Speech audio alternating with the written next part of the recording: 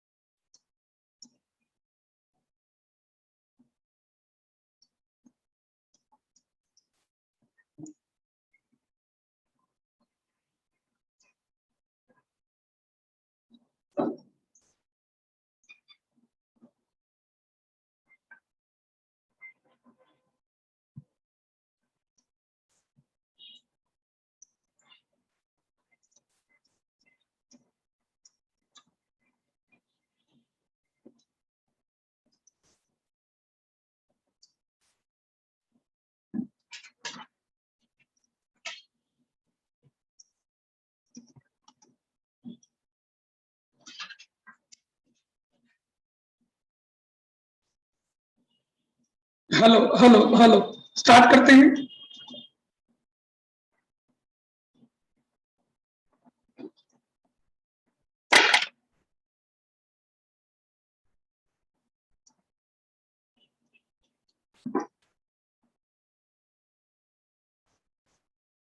हम लोग chemistry start करते हैं, ठीक है। केमिस्ट्री में हम लोग क्या पढ़ेंगे? केमिस्ट्री में थोड़ा सा 10 मिनट में टाइम देता हूं कि केमिस्ट्री में बेसिकली क्या चीज किस तरह से रहता है और उनको हमें कैसे प्रिपेयर करना चाहिए, तो हमें ज्यादा इससे फर्क पड़ता है। तो इस पार्ट को हम थोड़ा सीखते हैं।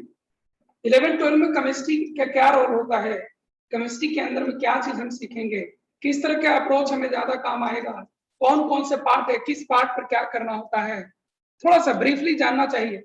जिस चीज को हम 2 साल करने वाले हैं उस चीज के बारे में अगर हम इंट्रोडक्शन बढ़िया से रखें तो हम उसका प्रिपरेशन भी अच्छा से कर पाएंगे, है ना। तो थोड़ा सा मैं आपको बताना चाहता हूँ केमिस्ट्री के बारे में, कैसे आपको पढ़ना चाहिए, किन चीजों का ध्यान रखना चाहिए ताकि आप इसमें अच्छा कर सको, ठीक है। तो केमिस्ट्री जो आपका होता है,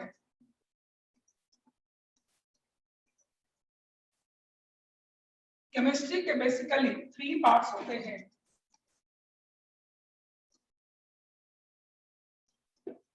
एक होता है जनरल प्लस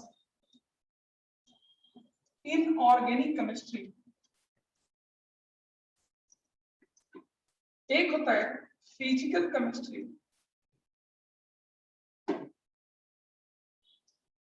और एक होता है ऑर्गेनिक केमिस्ट्री, ठीक है। ये आपको पार्ट्स आपको यहां पर आएंगे, general plus inorganic chemistry, physical chemistry and organic chemistry. Organic chemistry in तीनों का वेटेज 33% है, 33% है एंड 33%। जो अभी मेडिकल का तैयारी कर रहे हैं उनको ये वाला पार्ट थोड़ा सा कम आता है, जो 4% कम आता है, ठीक है। लेकिन कम बेस लगभग सभी एग्जाम्स में यही आपको रहते हैं, ठीक है। इसमें 1/3 तक के आपको लगभग चलते रहता है, तीनों का लगभग 1/3 कंट्रीब्यूशन आपको रहता है, ठीक है। इसमें अगर देखा जाए तो इसमें मेनली थियोरेटिकल चीजें पढ़ने होते हैं, थियोरेटिकल, ठीक है, थियोरेटिकल चीजें मेनली पढ़ने होती है। ये मेनली आपको न्यूमेरिकल पोर्शन होता है और ये मेनली आपको थियोरेटिकल होता है। इसमें ध्यान दीजिएगा कि इंफॉर्मेशन का थोड़ा सा रोल होता है, अराउंड 20%, और लॉजिक का बहुत बड़ा रोल होता है। इसमें जो जनरल केमिस्ट्री है, यहाँ लॉजिक का रोल होता है, ठीक है, और ये 33% में से ये आपका 20% होता है, ठीक है, और प्योर इनऑर्गेनिक जो लिखा हुआ है वो आपका 13%। ये प्योर आपको इंफॉर्मेशन होता है, यानी कि जिसको आप कहते हो रटने वाला। तो जनरल प्लस इनऑर्गेनिक केमिस्ट्री में मिलकर के 33% बनाते हैं, जिसमें 20% जो आपको होता है वो जनरल केमिस्ट्री होता है और ये लॉजिक होता है। ये समझने में बहुत अच्छा लगेगा, लेकिन 14% जो आपका इनऑर्गेनिक प्योर इनऑर्गेनिक केमिस्ट्री होता है वो आपको रटने वाला होता है। तो केमिस्ट्री में बेसिकली अगर आप कहें तो रटने वाला, प्योर रटना, जहां कुछ भी समझना नहीं है, वो आपको मेनली यही, जहां सब कुछ रटना है, लॉजिक कुछ नहीं काम करेगा। बाकी लगभग सभी जगह आपको लॉजिकल होगा, ये भी आपको लॉजिक है,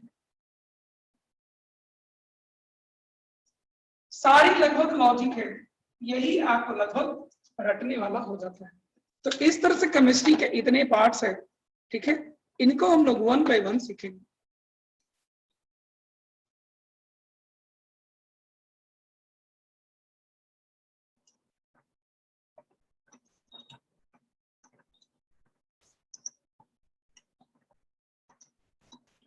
इनको नोट करने की आवश्यकता तो है नहीं आपको, ठीक है। अब हम लोग सबसे पहले जो स्टार्ट करेंगे वो मोल कॉन्सेप्ट पे स्टार्ट करते हैं। ये क्लास 12 में सीखिएगा, ठीक है, ये 11 में रहेगा और ये भी 11 में रहेगा। चलिए आगे बढ़ते हैं। इसका 50% 11 में पढ़ते हैं, इसका 50% 12 में। ये नोट करने की जरूरत नहीं है, थोड़ा ध्यान रखिएगा। एक दो बात और भी ध्यान रखिएगा, केमिस्ट्री एक स्कोरिंग सब्जेक्ट होता है,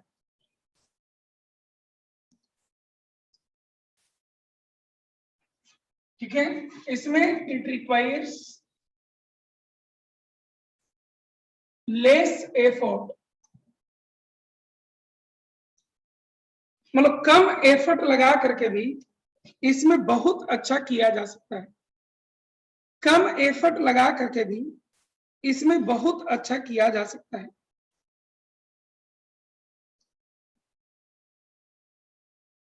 ठीक है।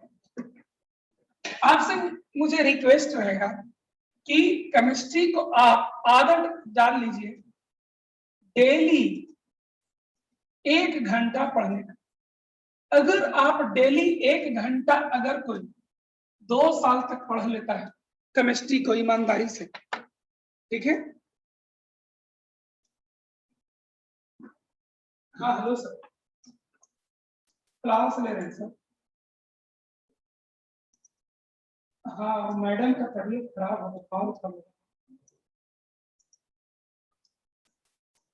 ठीक है।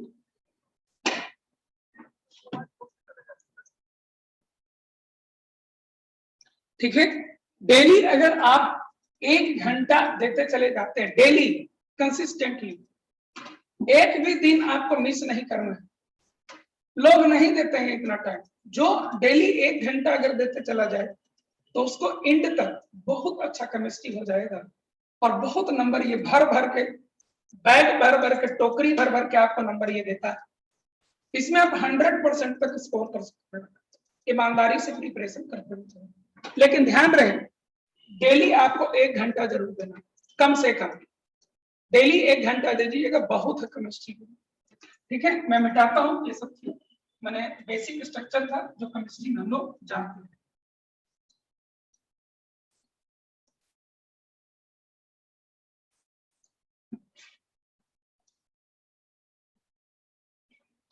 यहां पर अभी आपको केमिस्ट्री के 2 कॉपी रखने होंगे। एक क्लास थ्योरी के लिए और एक प्रॉब्लम्स के लिए।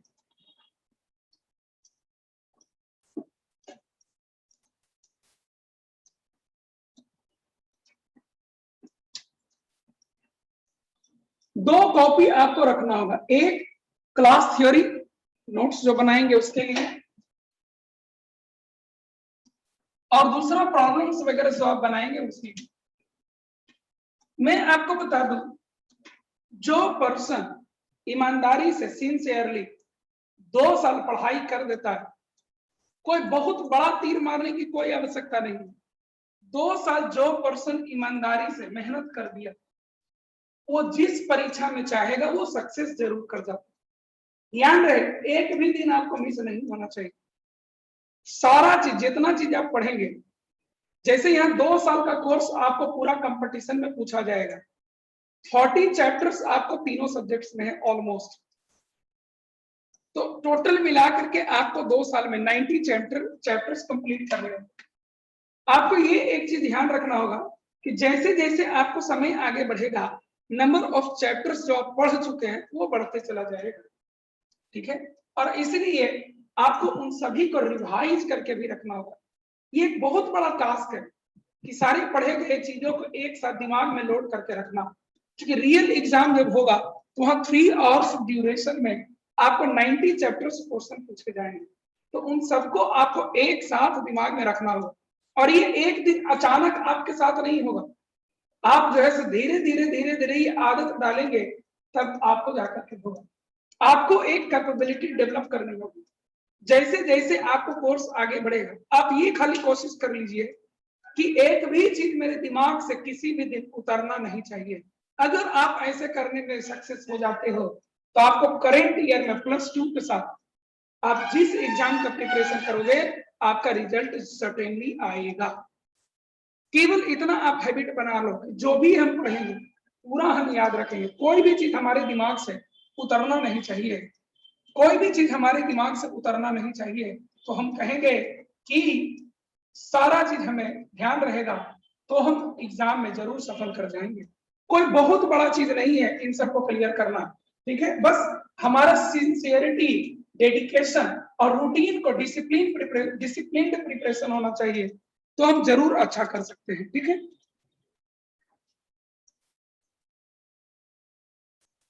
चलिए हम लोग स्टार्ट करते हैं। पहले mole concept.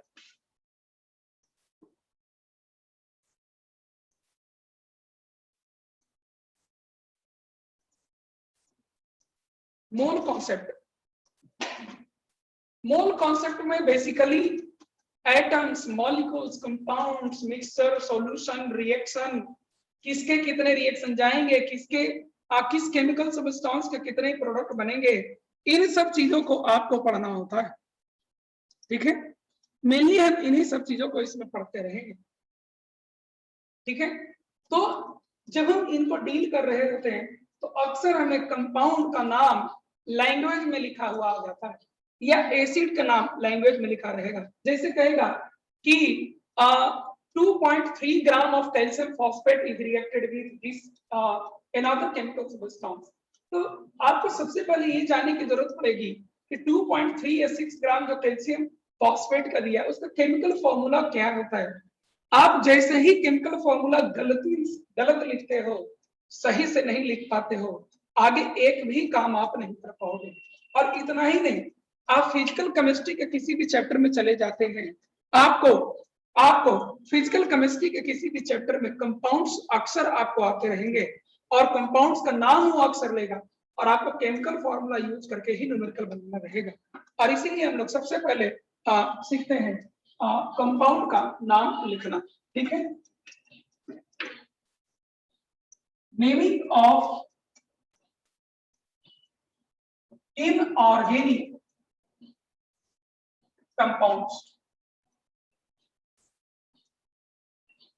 This is our first topic and we will mostly deal with this topic only today. ठीक है, चलिए आगे बढ़ते हैं। सबसे पहले हम लोग सीखते हैं इसमें some important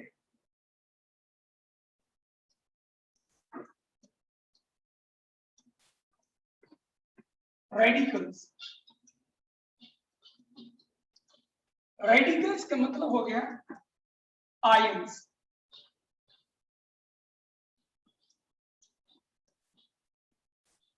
रेडिकल का मतलब हो गया आयंस। आयंस आपको दो तरह के होते हैं, एक कटायन और एक होते हैं अनायन। जो कटायन होता है ये आपको इट कैरी पॉजिटिव चार्ज, और जो अनायन होता है it carry negative charge. Cation पर क्या होता है आपको पॉजिटिव चार्ज होता है और अनायन पर क्या होता है आपको नेगेटिव चार्ज होता है। कटायन पर आपको क्या होता है पॉजिटिव चार्ज होता है और अनायन पर आपको क्या होता है नेगेटिव चार्ज होता है। अनायन पर क्या होता है आपको नेगेटिव चार्ज होता है। ठीक है, बढ़े आगे, बढ़े आगे। हम लोग सब इंपॉर्टेंट रेडिकल्स में नाम लेना शुरू करते हैं। सबसे पहले हम लोग कटायन का स्टार्ट करते हैं।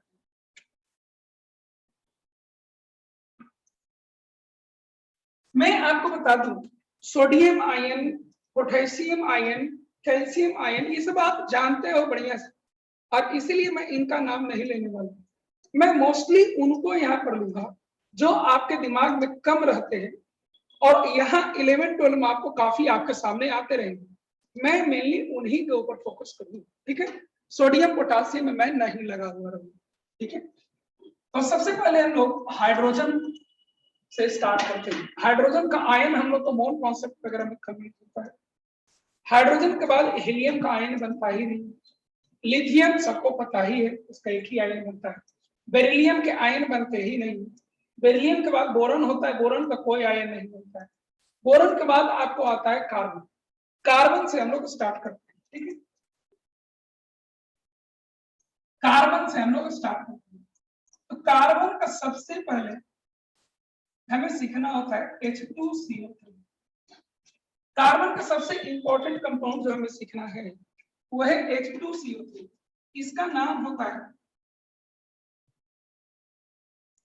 Carbonic acid. क्या नाम होता है इसका?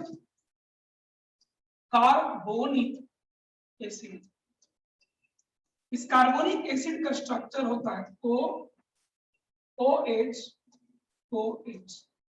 ये कार्बोनिक एसिड का स्ट्रक्चर होता है। इसमें 2 हाइड्रोजन है। अगर इसको वाटर में आप ऐड करोगे तो 2 हाइड्रोजन ये दे सकता है। ठीक है, और इसी कारण से 2 हाइड्रोजन जो दे सकता है उसका नाम रखा जाता है डाई हाइड्रोजन। हाइड्रोजन को कहते हैं हम लोग प्रोटियम आयन कहते हैं। क्या कहते हैं? Protium ion. H+ आयन को क्या कहते हैं बेटा? प्रोटियम आयन कहते हैं। ठीक है, तो इसको डाई प्रोटिक एसिड के कैटेगरी में रखा जाता है। डाइप्रोटिक एसिड का कैटेगरी का मतलब हो गया कि 2 प्रोटॉन देने वाला एसिड। पानी में जब आप इसको ऐड करोगे, वाटर में जब आप इसको ऐड करोगे तो it will furnish you 2H+ ion. ठीक है, अब ये जब एसिड को जब आप वाटर में ऐड करते हो और उसमें बेस से अगर इसको रिएक्शन ले जाना है तो एक एसिड के मॉलिक्यूल को रिएक्शन जाने के लिए 2 OH- का जरूरत पड़ेगा। एक OH- इसके साथ और दूसरा OH- इसके साथ रिएक्शन जाने के लिए जरूरत पड़ेगा। यानी कि 2 बेस का जरूरत पड़ेगा, 2 OH- का जरूरत पड़ेगा। और इसीलिए इसका एक और कैटेगरी लिखा जाता है डाई बेसिक एसिड। कोई दिक्कत? अगर कोई चीज आपको दिक्कत हो तो आप चैट बॉक्स में लिख करके जरूर बताइए, कम से कम इतना लिख दीजिएगा रिपीट, ठीक है, रिपीट। इतना से मुझे पता चल जाता है कि अभी जो मैंने पढ़ाया उसको रिपीट करना, ठीक है। एक बार और देखिए, ये कार्बोनिक एसिड का स्ट्रक्चर है, जिसमें हाइड्रोजन आपको ऑक्सीजन से जुड़ा होता है, ठीक है।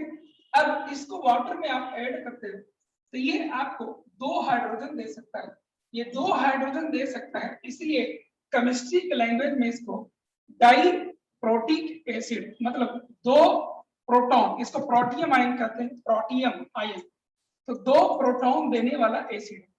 अब इस एसिड को अगर आप बेस से रिएक्शन लेकर जाना चाहते हो तो बेस से ये रिएक्शन कैसे जाएगा, थ्रू एसिडिक हाइड्रोजन, ये एसिडिक हाइड्रोजन है आपको, तो एक एसिड का मॉलिक्यूल कितना OH माइनस से रिएक्शन जाएगा, एक यहां पर जाएगा रिएक्शन और एक यहां पर जाएगा रिएक्शन, 2 बेस से जाएगा रिएक्शन, और इसीलिए इसका नाम डाइवेसिक एसिड भी रखा गया, ठीक है। ये नाम नहीं है, इनका कैटेगरी है, ठीक है। कोई भी दूसरा एसिड अगर 2H+ देता है तो वो भी डाइप्रोटिक एसिड या डाइवेसिक एसिड कहा जाएगा, ठीक है। ये कार्बोनिक एसिड को जब आप वाटर में ऐड करते हो तो ये आपको देता है H+8 और HCO3-, H+ एंड HCO3- आपको देता है। पुराने जमाने में इसका नाम था बाई कार्बोनेट आयन, पुराने जमाने में इसका क्या नाम था, बाई कार्बोनेट आयन। आई पे किसका नाम बदल दिया है और लिखने के लिए कहा है हाइड्रोजन कार्बोनेट। आई पे किसका क्या नाम लिखने के लिए क्या है, हाइड्रोजन कार्बोनेट आयन। ये एक H+ दिया है, ये एक H+ आपको और दे सकता है, ये एक H+ आपको और दे सकता है, एक और H+ जब देगा तो बनाएगा CO3-। इसको हम लोग कहते हैं कार्बोनेट आयन।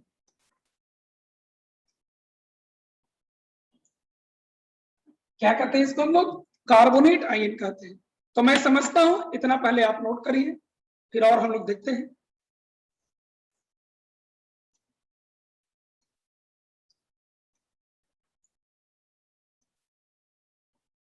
क्लास 11 एंड 12 दोनों को ध्यान में रख करके ये मैं आपको पढ़ा रहा हूं, कई जगह पर ये सब आपको यूज होकर रहेगा।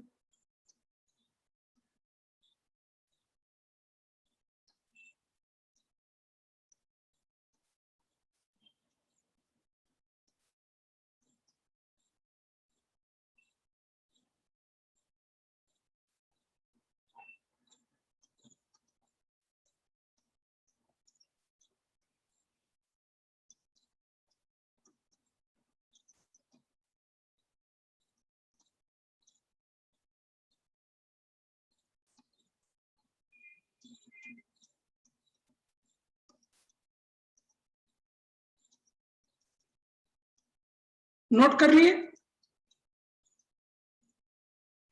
नोट कर लिए हैं, बता दीजिएगा चैट बॉक्स में।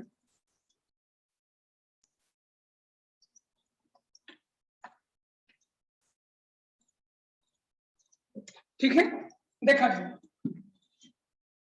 कार्बन के और भी अनायन होते हैं, कार्बन के आपके और भी अनायन होते हैं, ठीक है। ये पहला हुआ है। एक और कार्बन का बहुत फेमस है CH3COOH, इसको कहते हैं हम लोग एसिटिक एसिड। हाँ नीचे ही लिख लेते हैं।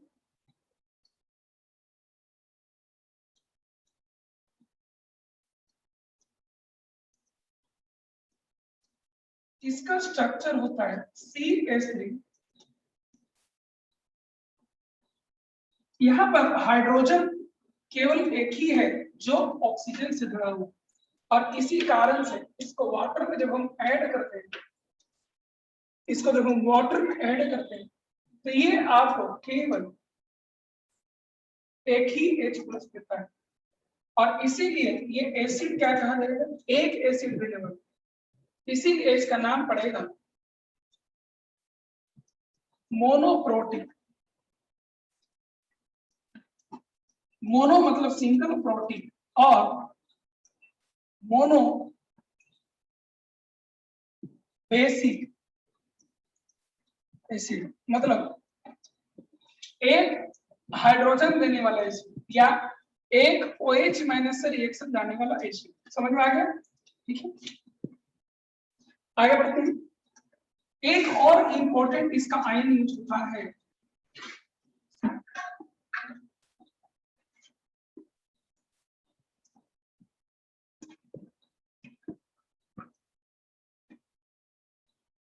H2C2O4।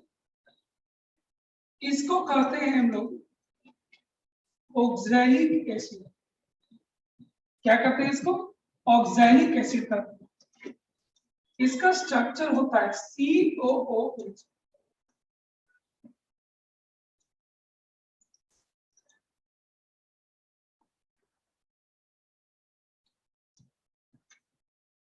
यहां दो हाइड्रोजन ये दे सकते हैं, इसीलिए डाई प्रोटीन या डाई बेसिक की कैटेगरी में आता है। इसका बस ज्यादा इंपॉर्टेंट केवल ये है कि ये जब 2H+ देता है तो C2O4 2- बनाता है। ये बहुत फेमस है, इसको हम लोग कहते हैं ऑक्सलेट आयन। क्या कहते हैं इसको हम लोग? ऑक्सलेट आयन कहते हैं। कार्बन के कॉमनली जो आपके सामने आते रहेंगे वो यही तीनों आते रहेंगे।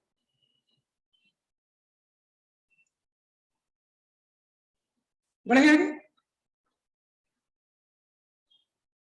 कार्बन के बाद आपको आता है element nitrogen.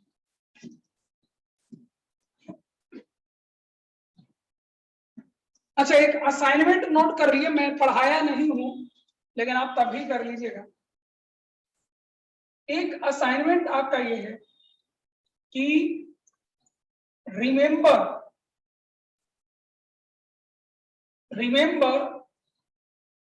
Symbol atomic number and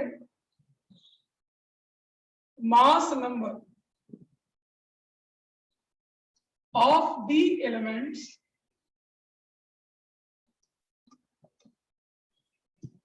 having atomic number 1 से लेकर 30।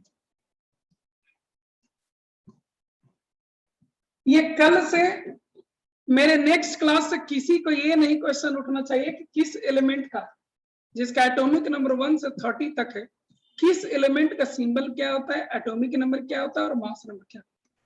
ये क्वेश्चन नहीं उठना चाहिए, ठीक है? ये सबको याद हो जाना चाहिए। अब इसमें पढ़ाने वाला मेरा कोई काम नहीं है, आपको पुरानी किताबों में 9, 10 में मिल जाएंगे। अब इसमें मैं लगा हुआ नहीं रहूंगा, ये सबको पता है आपको, ठीक है? ये सबको याद हो जाना चाहिए। चलिए, कार्बन के बाद आपको आता है nitrogen.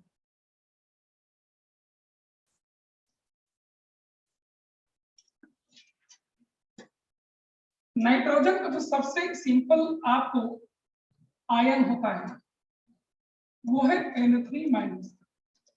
This is called nitride ion. एक और इसी के जैसा दिखता है और ये भी आपके सामने आते रहे, इसको कहते हैं अजाइड आयन। क्या कहते हैं इसको? Azide ion.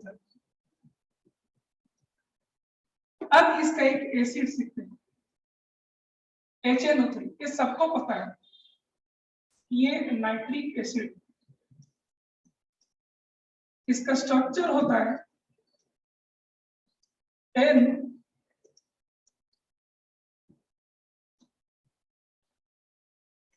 ये केवल एक H+ दे सकता है। ये पानी में टूटेगा H+ एंड NO3 में। इसको कहते हैं हम लोग नाइट्रेट आयन। क्या कहते हैं इसको हम लोग? Nitrate ion. ठीक है,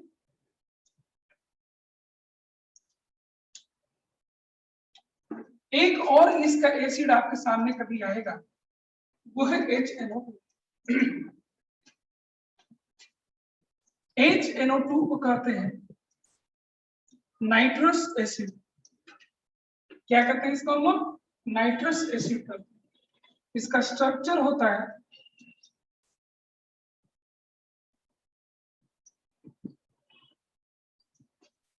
ये आपको एक H+ पानी में ऐड करने पर दे सकता है।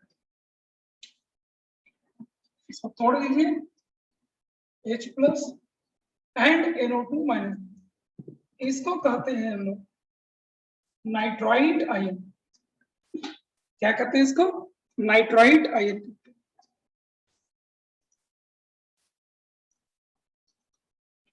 नाइट्रोजन के बाद आपको आता है ऑक्सीजन।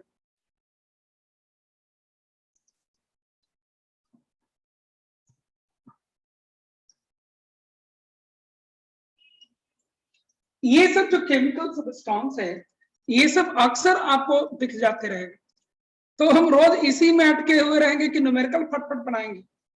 इसीलिए मैं शुरू में इसको करवा देता हूं डे 1।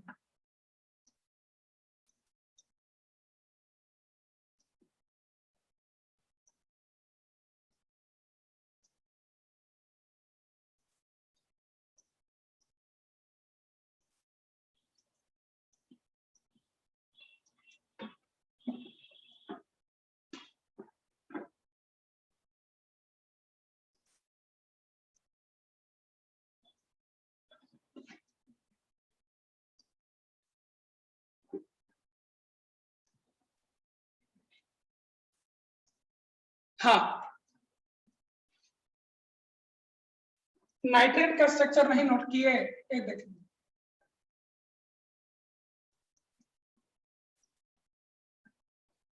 ये है नाइट्रेट आयन का स्ट्रक्चर। अंकुर, छोटू, रिपीट, छोटू। देखिए HNO2 नाइट्रस एसिड के नाम से जाना जाता है। इसमें ये जो आपको दिख रहा है ना, इसको नॉन बॉन्डेड और लोन पेयर ऑफ इलेक्ट्रॉन कर, क्या कहते हैं इसको? नॉन बॉन्डेड, जो अनयूज्ड है। क्या है वो बेटा? आपको अनयूज्ड है, ये आपको अनयूज्ड है।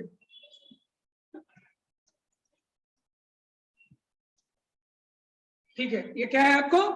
अनयूज्ड है। अनयूज्ड नॉन बॉन्डेड या लोन पेयर ऑफ इलेक्ट्रॉन इसको कहते हैं। इसमें एक ही हाइड्रोजन ऑक्सीजन से जुड़ा हुआ है, तो वाटर में जब आप ऐड करिएगा तो यही एक अकेला हाइड्रोजन बाहर निकलेगा। इससे जो अनायन बनता है ये क्या हो जाता है? Nitrate ion. क्या होता है आपको? Nitrate ion.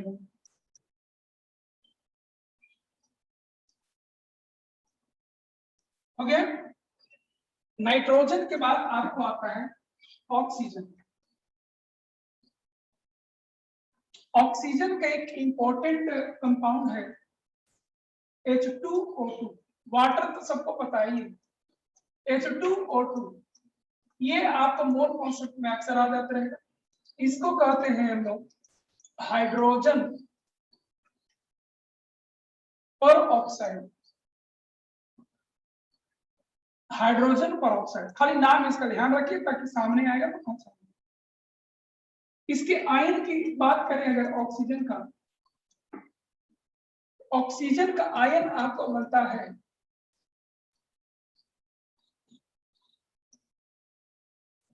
O2 minus, O2 minus, O2 minus. 3 ion इसके आएंगे आपसे। इसको कहते हैं ऑक्साइड आयन, इसको कहते हैं सुपर ऑक्साइड आयन, और इसको कहते हैं पर ऑक्साइड आयन।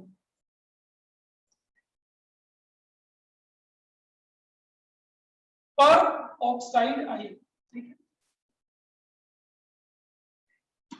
एक इसको आप ध्यान रखिएगा, इसको हम लोग कहते हैं ओजोन।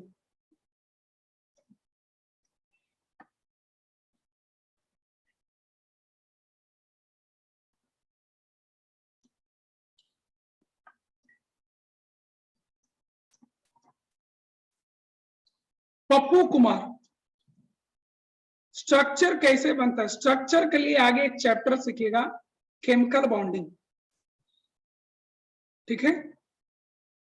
एरो क्या है, एरो का मतलब अभी समझिए कि एरो एक बॉन्ड को रिप्रेजेंट करता है, जो किसी तरह का एक बॉन्ड होता है।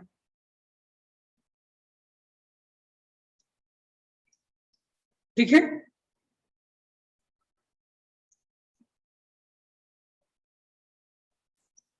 स्ट्रक्चर कैसे बनता है ये सब हम लोग केमिकल बॉन्डिंग में सीखेंगे।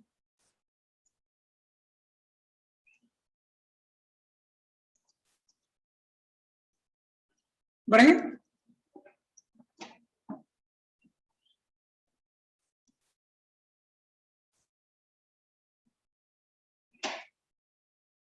फ्लोरीन सबको पता ही है, फ्लोराइड आई है, बताने की जरूरत नहीं। सोडियम सबको पता ही है, सोडियम के बाद मैग्नीशियम सबको पता ही है, मैग्नीशियम के बाद अल्यूमिनियम सबको पता ही है, अल्यूमिनियम के बाद आता है सिलिकॉन। ठीक है।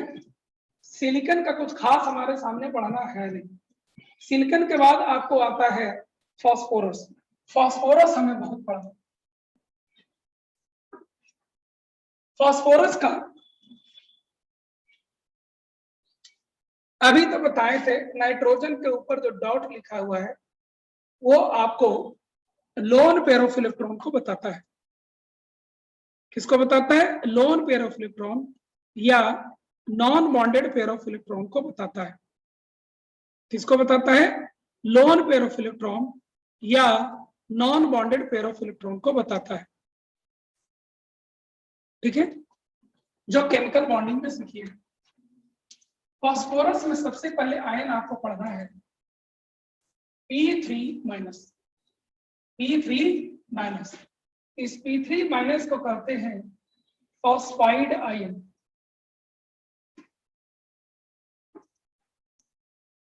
फास्फोरस का सबसे इंपॉर्टेंट कंपाउंड जो आपके सामने आएगा वो है H3PO4। H3PO4 ही सबसे इंपॉर्टेंट कंपाउंड है फास्फोरस का, जो आपके सामने अक्सर आते रहेगा। इसका नाम है ऑर्थो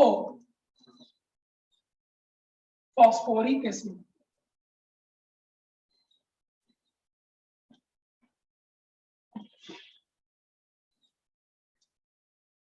ये जो ऑर्थो लिखा गया है, दिस इज ऑप्शनल। ऑप्शनल कहने का मतलब, अगर मेरा नाम मिस्टर बालकिशन प्रसाद है, तो ये मेरा जो लिखा हुआ है ऑप्शनल है। मतलब आप मेरे नाम में मिस्टर लगा दीजिए या नहीं लगाइए, मेरे क्वालिटी में कोई फर्क नहीं पड़ेगा, है ना।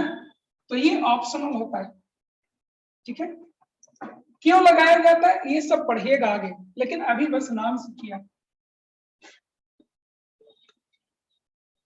ठीक है, क्यों लगाया जाता है इस चीज को हम लोग पढ़ेंगे आगे। इसका स्ट्रक्चर होता है P double bond OH OH and OH। यहां पर आप देख सकते हो 3 हाइड्रोजन वाटर में ऐड करने पर ये 3 हाइड्रोजन तक दे सकता है। इसीलिए इसको ट्राई प्रोटीन और ट्राई बेसिक एसिड कहा जाता है। ठीक है, ट्राई प्रोटीन और ट्राई बेसिक एसिड कहा जाता है। ठीक है, अब इसका H3PO4 जब वाटर में ऐड करते हैं, एक H+ देता है और 2 हाइड्रोजन ये अपने पास रखते हैं। ठीक है, इसका नाम होता है डाई हाइड्रोजन।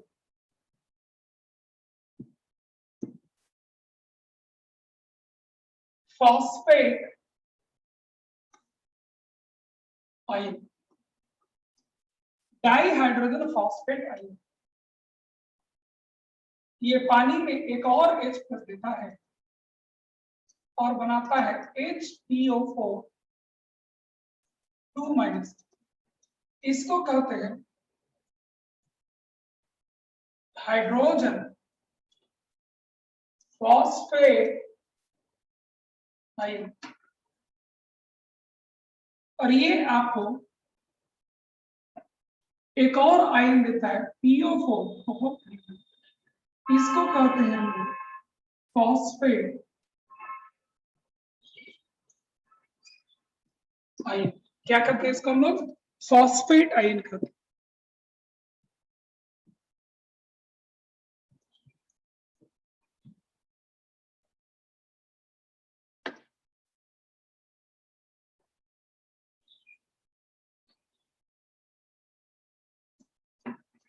ये सब जब मैं पढ़ाना शुरू किया था, आयन को मैं बताया था कि कटायन उसको कहते हैं जिस पर पॉजिटिव चार्ज होता है, अनायन उसको कहते हैं जिस पर नेगेटिव चार्ज होता है। और तुरंत मैं ऊपर में लिख दिया था कटायन और मैं पढ़ाना शुरू किया, है ना। वहां पर कटायन को हटा करके और आप अनायन लिख लीजिए।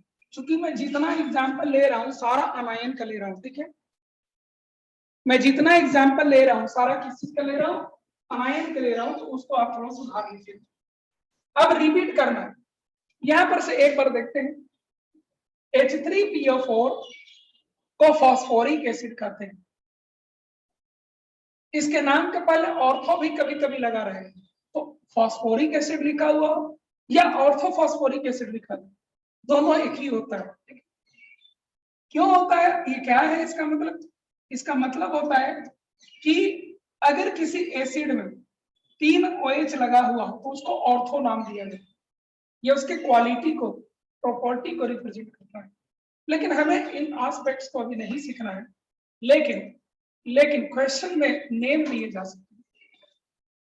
ये 3 H प्लस दे सकता है, इसीलिए इसको ट्राई प्रोटीन या ट्राई बेसिक एसिड के कैटेगरी में रखा जाता है। ये H3PO4 जब अपना पहला H प्लस फॉर्मिश करेगा तो H2PO4 माइनस बनेगा, ठीक है।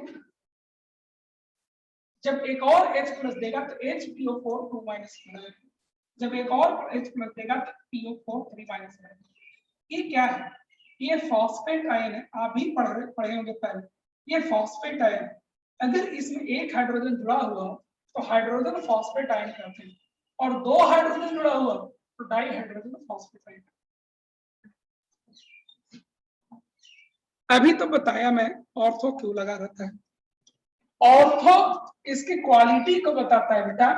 वैसे एसिड जिसमें 3 OH लगा हुआ हो उसके नाम में ऑर्थो लगाया जाता है। 3 या 3 से ज्यादा OH लगा हुआ हो उस एसिड के क्वालिटी को बताने के लिए ऑर्थो नाम का इस्तेमाल किया जाता है। राजन कुमार, समझ में आया?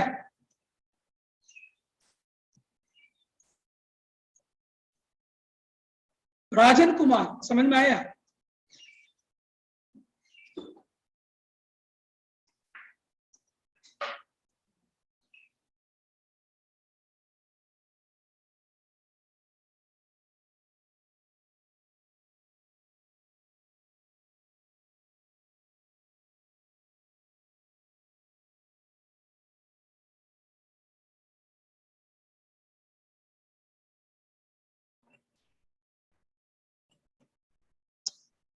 बढ़े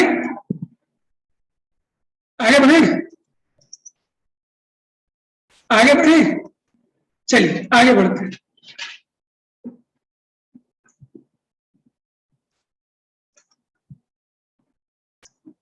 फास्फोरस का एक एसिड और होता है जो आपके सामने आता है, 2 एसिड आते हैं। उन सब का डिटेल तो नहीं आता है, लेकिन जितना आता है वो आप सीख लीजिए। एक आपको H3PO3 आता है, इसको कहते हैं फास्फोरस एसिड।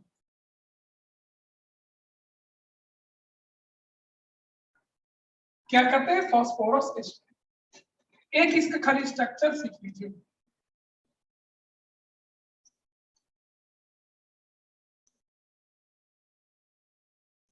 आप इसमें खाली ये ध्यान रखिएगा कि ये 2 ही H दे सकता है, तीसरा हाइड्रोजन ऑक्सीजन से जुड़ने के बजाय फास्फोरस से डायरेक्टली जुड़ा होता है, और इसलिए वाटर में ऐड करने पर ये H प्लस के फॉर्म में आपको नहीं निकलता है। और इसी कारण से ऐसे देखने में लगता है इसमें कि 3 H ये दे सकता है, लेकिन स्ट्रक्चर जानने के बाद पता चलता है कि ना ना ना, इसमें एक हाइड्रोजन तो फास्फोरस से जुड़ा हुआ है, 2 ही हाइड्रोजन है जो ऑक्सीजन से जुड़ा हुआ है, और इसी कारण से 2 हाइड्रोजन ये दे सकते हैं। तो ये आपको डाई प्रोटिक या डाई बेसिक एसिड होता है। और एक और एसिड सीख लीजिए इसका, H3PO2, एक और सीखना, this is called hypo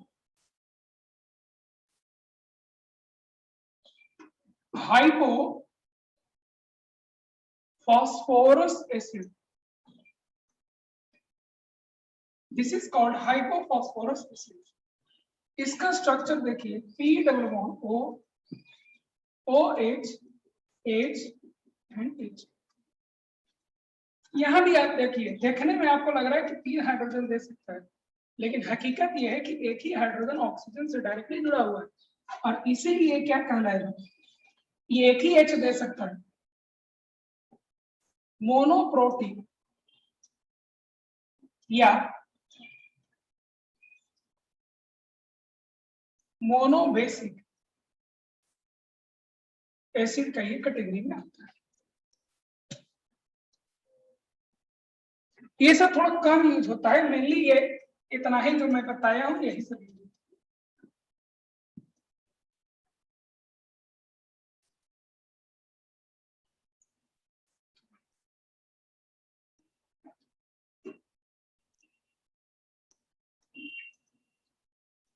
phosphorus के बाद आपको आता है सल्फर।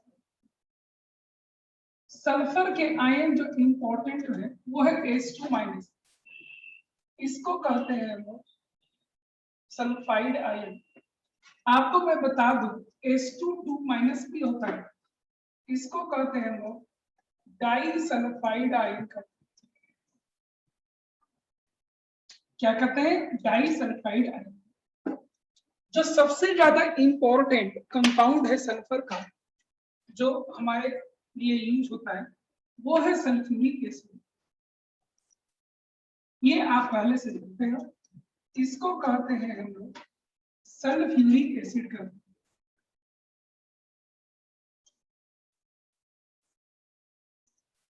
इसका स्ट्रक्चर होता है H double bond O, double bond O, OH and OH। इसमें आप देख सकते हो कि ये 2 हाइड्रोजन आपको दे सकते हैं, ठीक है। ये वाटर में टूटता है H प्लस एंड HSO4-। इसका नाम होता है नए जमाने से हाइड्रोजन सल्फेट आयन, और पुराने जमाने में इसको बाई सल्फेट आयन कहा। ये फर्दर जब वाटर में टूटता है तो फिर से आप H प्लस एंड SO4-, और इसको कौन नहीं जानता है, this is called sulphate ion. क्या कहते हैं इसको हम लोग, सल्फेट आयन कहते हैं।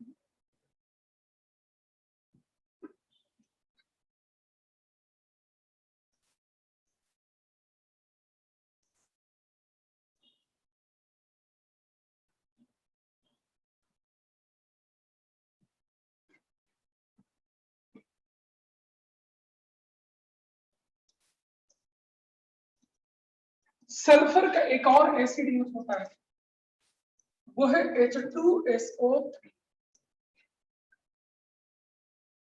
H2SO3 को सल्फ्यूरस एसिड कहा जाता है। सल्फ्यूरस एसिड का फॉर्मूला होता है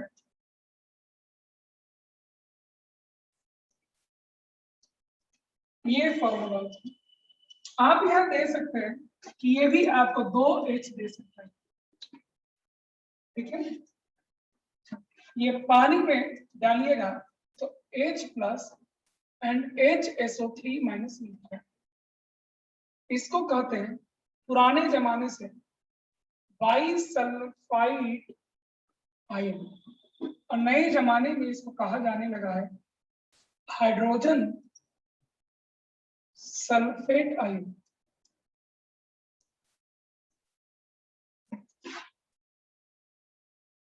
हाइड्रोजन सल्फाइड आयन ये जब फिर से टूटता है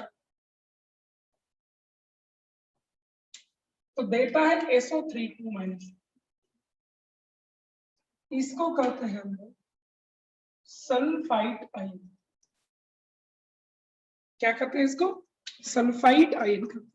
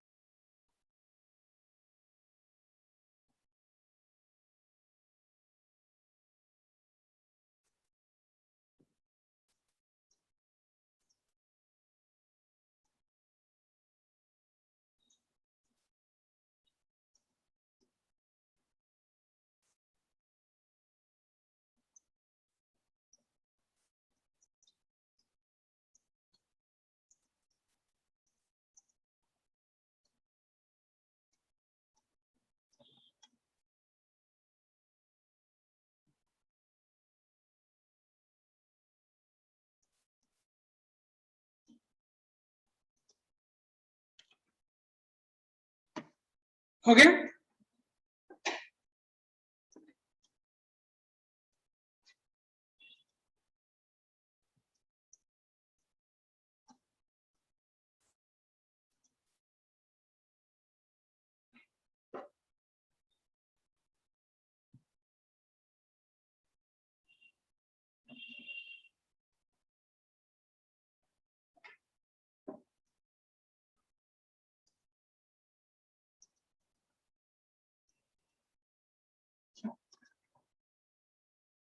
बड़े सल्फर के कुछ और भी चीज सीखने होंगे। सल्फर का एक इंपॉर्टेंट आयन आपके सामने अक्सर आके रहेगा, इसको कहते हैं थायो सल्फेट आयन। ये काफी आते रहता है। एक है S4O6 माइनस, इसको कहते हैं टेट्रा थायोनेट आयन। क्या कहते रहते हैं? Tetra थायोनेट ion. सल्फर के बाद हम लोग आते हैं क्लोरीन पर, हेलोजन। हेलोजन में मोस्टली क्लोरीन को ही सीखा जाता है, क्योंकि बाकी हेलोजन क्लोरीन के जैसा ही सिग्नल सारा चीज करते हैं। तो क्लोरीन ये तो सबको ही पता है कि इसको क्लोराइड है,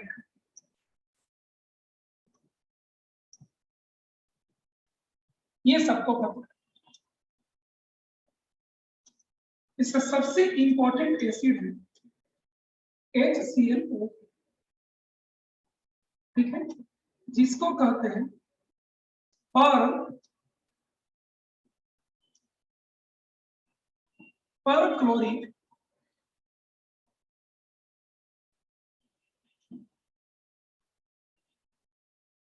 पर क्लोरिक एसिड कहते हैं। ये H प्लस दे करके ClO माइनस ClO4 माइनस बनता है। इसको कहते हैं पर क्लोरेट आयन।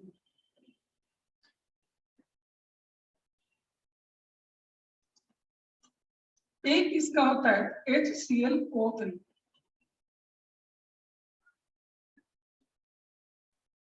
इसको कहते हैं क्लोरिक एसिड।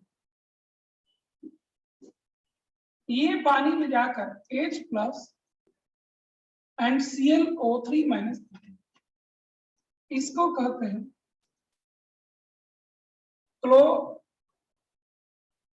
Chlorate ion.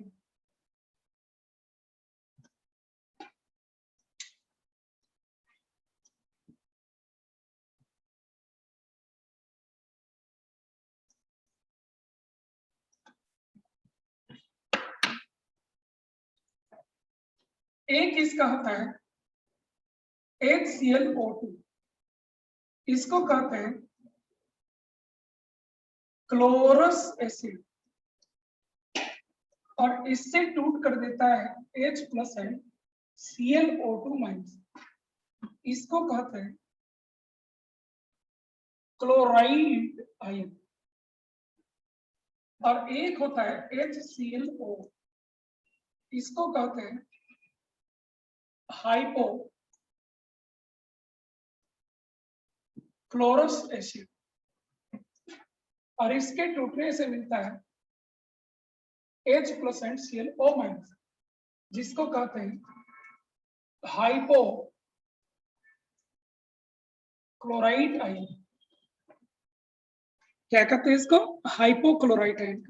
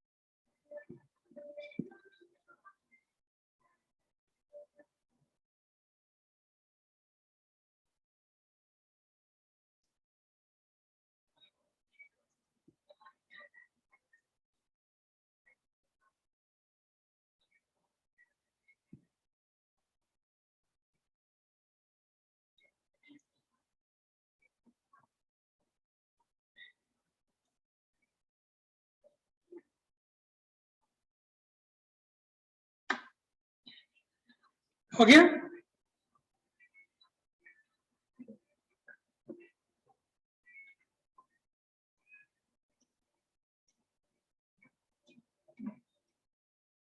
इसके अलावा एक दो आयन और आएंगे।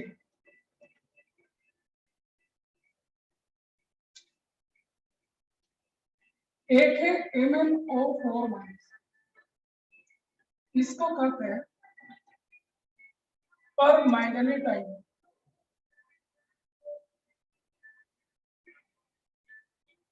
MnO4 2 minus,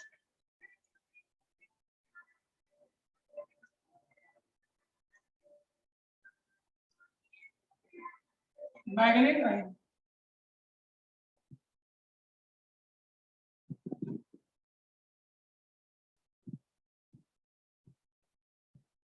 chromate ion.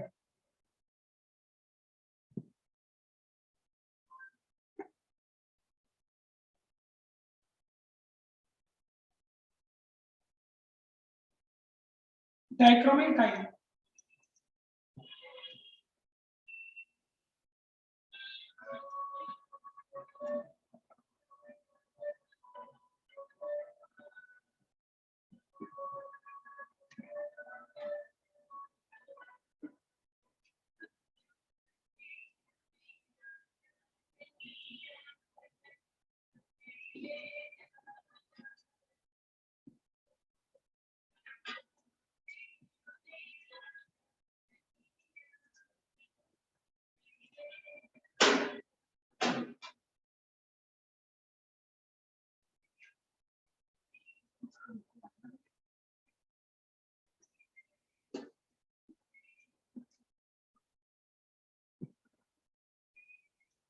Note कर लिए?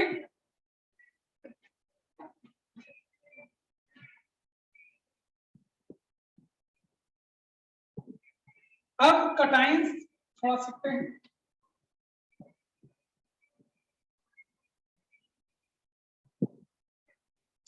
कटाइन में सोडियम पोटासियम तो सबको पता है। एक यहां से शुरू में करता हूं, इसको कहते हैं अमोनियम आयन।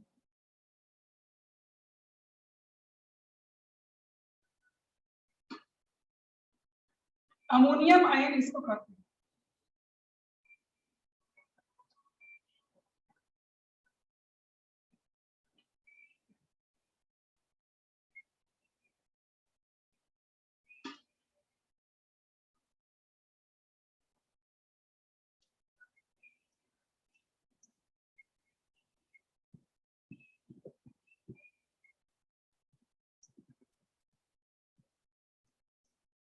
पढ़े? Fe2 plus Fe3 plus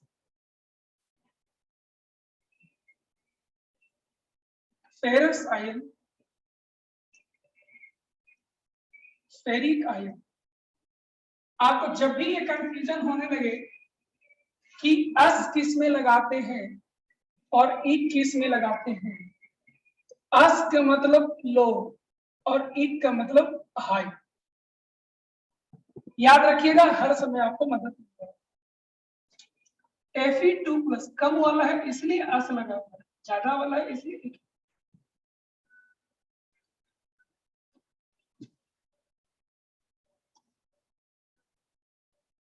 Cu plus यहां भी कम वाला है,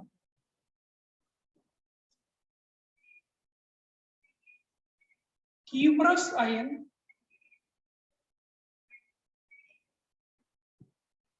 cupric ion,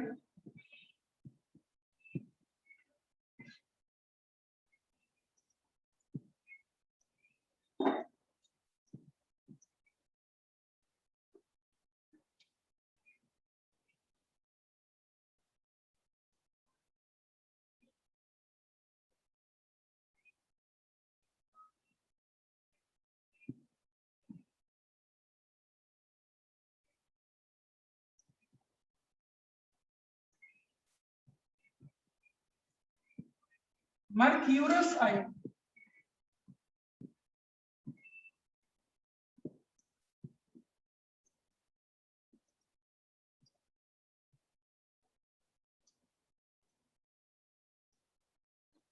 mercuric ion, mercurous ion and mercuric ion।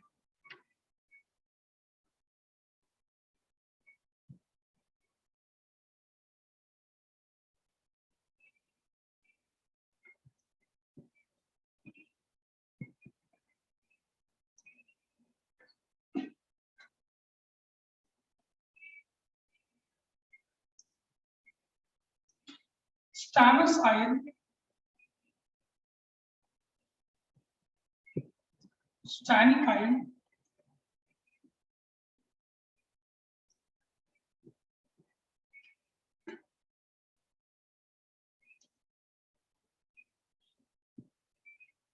प्लम्बस ion,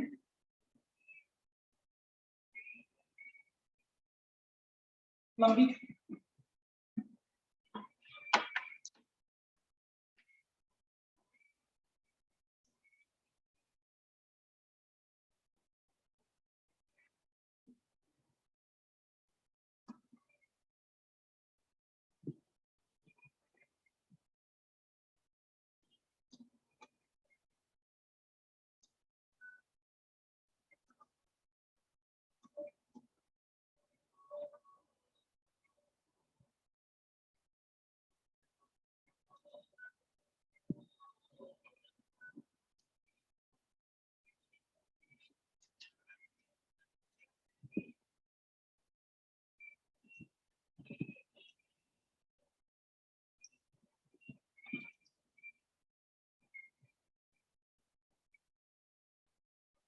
note कर लिए? अब कंपाउंड का नाम लिखना सीखते हैं।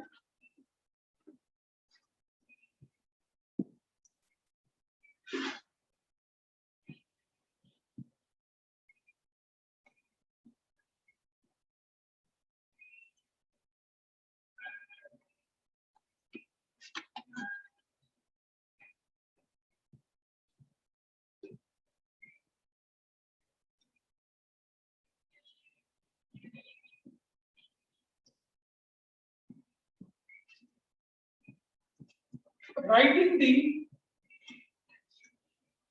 formula of a compound। पहले समझते हैं। मान लो हमें लिखना है कैल्शियम फॉस्फेट। समझने के लिए ले रहे हैं। कैल्शियम फॉस्फेट लिखेंगे तो पहले कैल्शियम आयन लिखेंगे और फिर फॉस्फेट आयन लिखेंगे।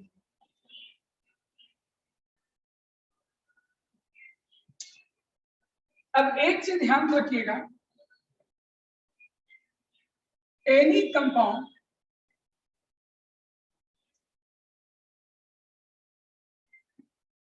Is neutral.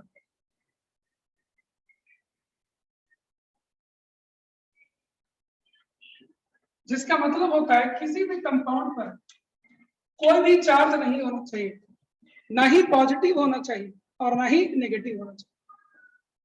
अगर मैं इनको डायरेक्टली सटा दूं तो 2 पॉजिटिव इसका रहेगा और 3 नेगेटिव इसका रहेगा। नेट कितना आ जाएगा? -1। यानी कि चार्ज आ गया, तो चार्ज आ गया तो न्यूट्रल तो होगा नहीं, यानी कि इनको डायरेक्ट ऐसे लिखना गलत है। क्यों? क्योंकि नेट चार्ज एक नेगेटिव है, जबकि कहता क्या है कि उसको होना क्या चाहिए था? 0 होना चाहिए। तो 0 कैसे होगा? इसको 0 करना है। 0 करने का उपाय है, ये देखिए आप, इस 2 को आप 3 से मल्टीप्लाई कर दीजिए, कितना आ जाएगा? +6। और इस 3 को 2 से मल्टीप्लाई कर दीजिए, कितना आ जाएगा? -6। अब देखिए कितना आ गया। तो ये 3 से क्यों मल्टीप्लाई किया? यही वाला 3 में यहां लाया और यही वाला 2 में यहां लाया। इसका वाला इधर ले आई और इसका वाला इधर ले आई और तब मल्टीप्लाई कर। इसी चीज को यहाँ पर करने के लिए आपको बचपन में सिखाया गया होगा, इसी को यहाँ करना है, इसीलिए आपको ऐसे करने के लिए सिखाया गया था बचपन में। ये देखिए, और ये यहाँ आता है, इसीलिए बचपन में इसको यहाँ लाने के लिए सिखाया गया। याद आया? और इसीलिए फॉर्मूला क्या लिखा जाएगा? तो Ca 3 यहाँ ले आई, 3 लिखा गया। PO4 घेर दीजिए। एक से ज्यादा एटम अगर किसी आयन में हो तो उसको पैरेंथेसिस से घेर दिया जाता, और 2 यहां से यहां गए, 2 लगा लीजिए। समझ में आया आपको? समझ में आया? इसी को आप लोग को बचपन में सिखाया गया था कि A पर पावर अगर M चार्ज है और B पर पावर अगर N चार्ज है तो कंपाउंड हम इसका ऐसे बनाते हैं और A के साथ N लिखते हैं और B के साथ M लिखते हैं। A के साथ N लिखते हैं और B के साथ M लिखते हैं।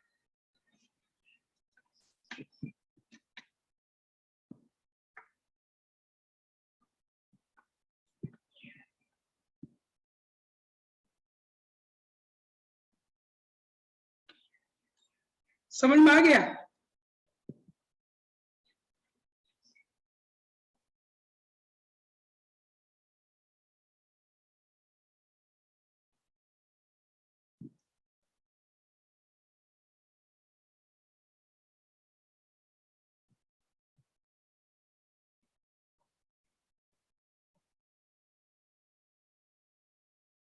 ठीक है, तो मेरा काम यहां खत्म हुआ। ठीक है, अब आपका काम यहां से शुरू होगा। ठीक है, तो कुछ कंपाउंड में यहाँ पर अभी लिखने के लिए देता हूं, उसका फॉर्मूला आप अभी लिखिए अपने कॉपी में। इसको नोट कर लिए होंगे आप लोग।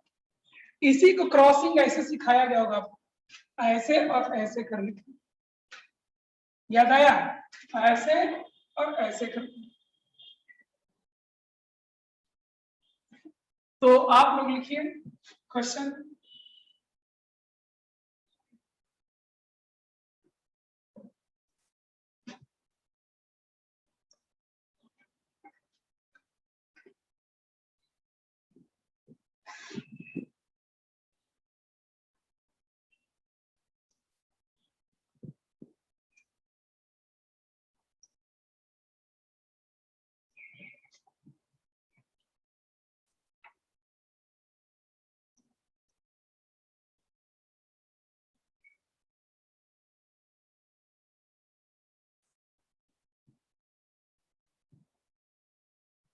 सोडियम फॉस्फाइड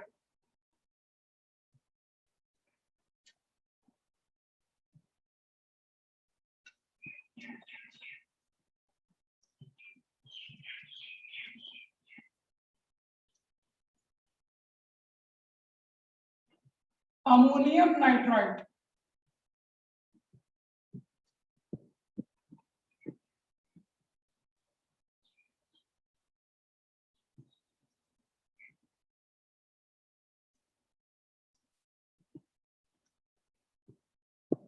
फेरी सल्फाइड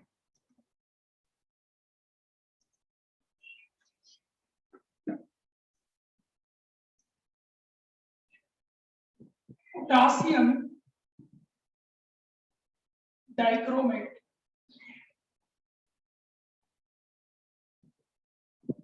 मर्क्यूरस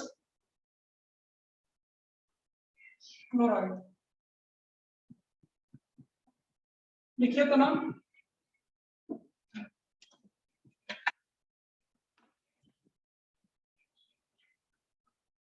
सबका फॉर्मूला लिखकर हमको भेजिए चैट बॉक्स में।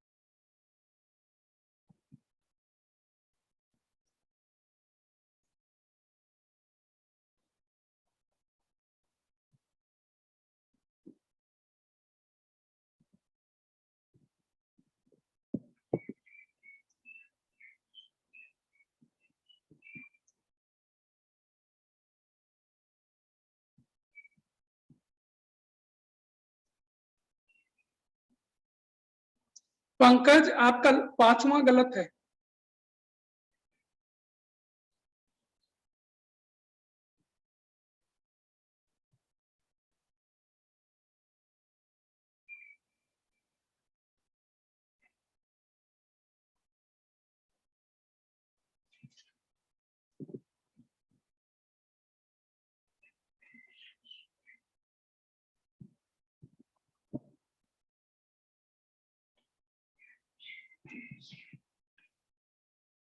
अंकुर आपका सब ठीक है।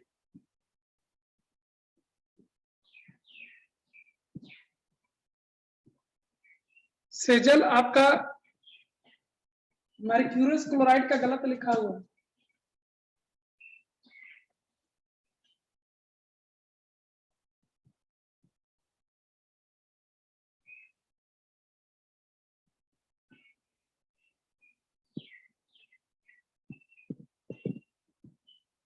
निशांत आपका फेरस सल्फाइड का गलत लिखा हुआ। विशाल आपका फेरस सल्फाइड का गलत लिखा हुआ है।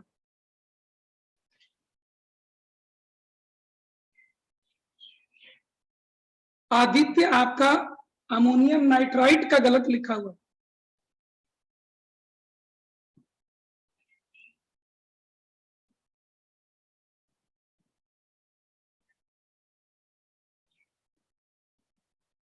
अंकुर आपका अब सब करेक्ट है।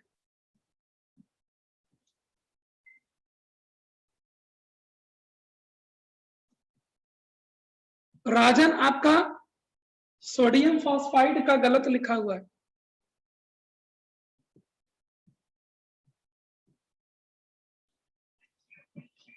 और फेरिक सल्फाइड का भी गलत लिखा हुआ है। पंकज 5वां अब आपका ठीक है।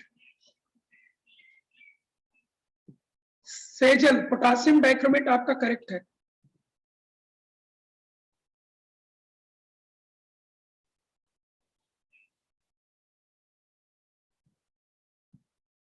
अधिया आपका 5 करेक्ट है। अधिया आपका 5 करेक्ट है।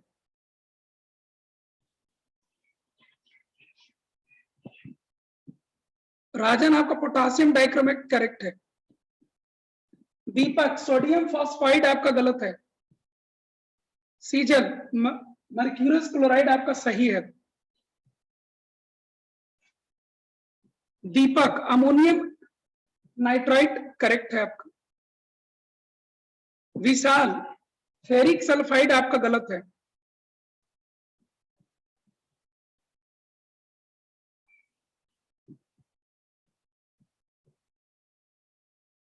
शिवम मर्क्यूरस क्लोराइड आपका गलत है। शिवम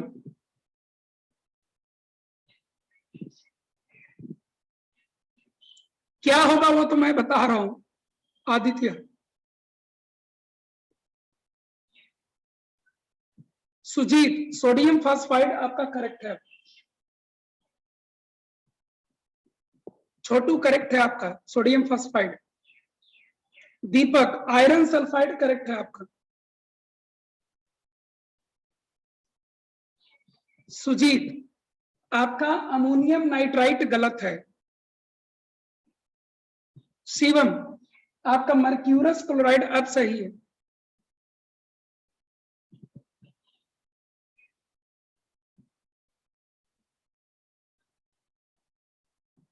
अमोनियम नाइट्राइट छोटू कुमार आपका गलत है। सुजीत पोटासियम डाइक्रोमेट अब आपका सही है।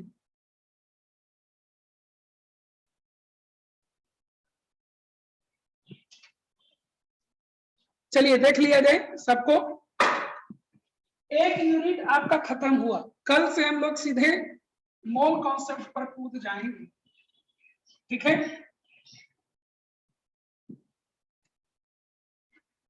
देखिए सोडियम आयन है, फॉस्फाइड आयन। क्या करोगे आप? यहां से 1 को लाओगे और यहां से 3 को लाओगे, क्या बन जाएगा? Na3 and P बनेगा।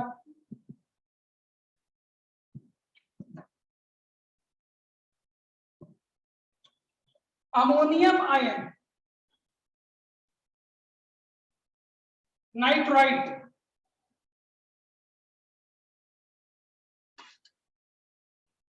तो यहां से 1 आएगा और यहां से भी 1 आएगा, NH4 NO2 हो जाएगा।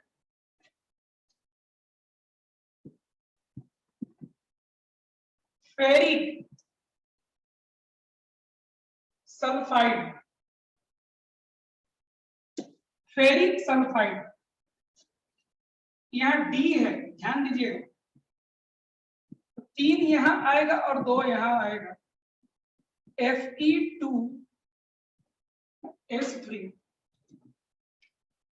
Potassium dichromate K plus and dichromate, potassium dichromate, 1 यहां आएगा और 2 यहां आएगा, K2Cr2O7, मर्क्यूरस क्लोराइड, ये है मर्क्यूरस और ये है क्लोराइड, यहां से 2 आएगा, यहां से 1, लेकिन यहां 2 पहले से ही था, इसलिए Hg2 तो होगा और 2 यहां चला जाएगा, Cl2 हो जाएगा।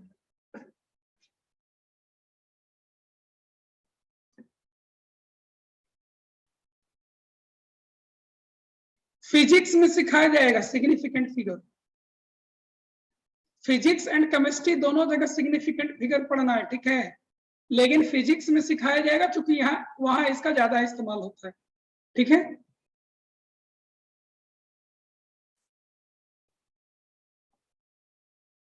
ठीक है, इसका एक नाम और होता है, अब आ गया है तो लिख लीजिए, कैलोमल इसी को कहा जाता है, इंपॉर्टेंट कंपाउंड है कैलोमल, कैलोमल इसी को कहा जाता है।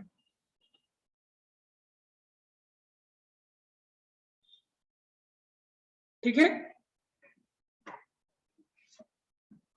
अब आपको असाइनमेंट, असाइनमेंट में कुछ क्वेश्चन आपको मैं दूंगा, ठीक है, तो आपको दोपहर के बाद आपको व्हाट्सएप पर लिखा हुआ असाइनमेंट मिल जाएगा, ठीक है, और उसको बना करके व्हाट्सएप पर ही आप मुझे भेज दीजिएगा, ठीक है, रिवर्ट कर दीजिएगा, मैं आपको चेक करके सही गलत बता दूंगा, फिर नेक्स्ट डे क्लास में उसको डिस्कस कर दूंगा, ठीक है।